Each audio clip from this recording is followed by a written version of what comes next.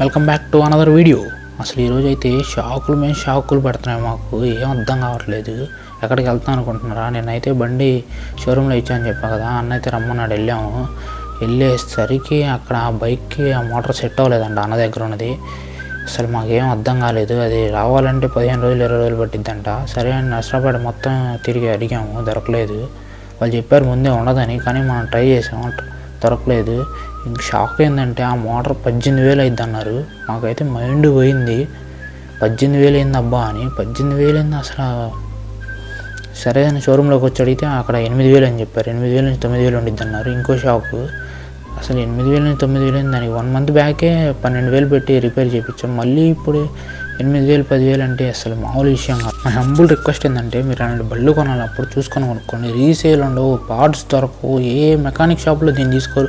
ప్రతిసారి షోరూంలోకి తీసుకెళ్ళినప్పుడల్లా 7,000 నుంచి 10,000 సింపుల్గా అవుతాయి.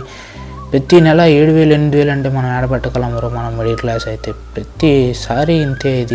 దీనికి పార్ట్స్ దొరకవు. మళ్ళీ రావాలంటే నెల 15 రోజులు అలా పడతాయి. చాలా రిస్క్ అంటే చాలా రిస్క్. మేమైతే చాలాసార్లు బాధపడ్డాం ఇది కొన్నందుకు.